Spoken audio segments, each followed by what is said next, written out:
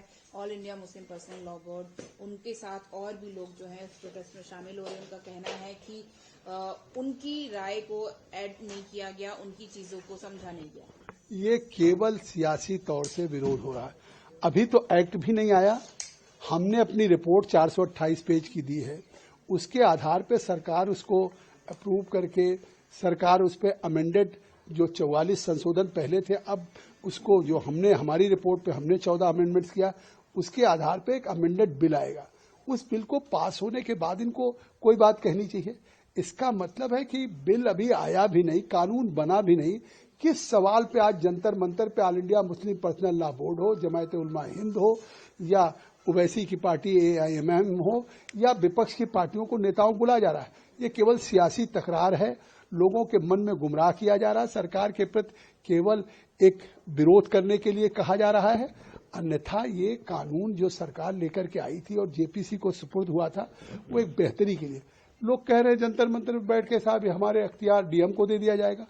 कहीं नहीं DM को। अगर कोई डिस्प्यूट होगा वक्फ की प्रॉपर्टी के साथ और किसी का चाहे किसी सरकार के साथ या किसी और के साथ, अब DM को अधिकार नहीं होगा। DM से ऊपर चाहे कोई राज्य सरकार का सेक्रेटरी होगा, कमिश्नर होगा। और यहां तक कि ट्रिब्यूनल में अगर कोई एग्रीव्ड है तो उसको हाई कोर्ट सुप्रीम कोर्ट जाने का उसको अवसर मिलेगा। और बेहतर कानून बनाया जा रहा है। इसके बाद भी मुझे तो आश्चर्य है कि किसी एक सवाल को तो बता दें कि इस हमारी रिपोर्ट में उनके हितों पे कुठाराघात होगा या हमने ऐसा कोई प्राविधान किया है जिसपे वो सवाल उठा करके देश को गुमराह कर रहे हैं कि साहब मस्जिद और खानका कब्रिस्तान ये चली जाएंगी।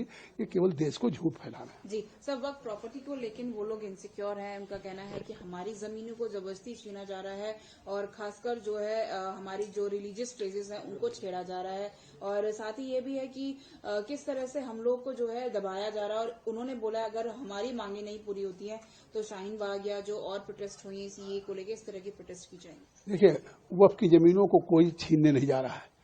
वक्फ की जमीन को तो अगर कहीं खुर्द-बुर्द किया जा रहा है, बेचा जा रहा है तो उनके मुतवल्लियों के द्वारा।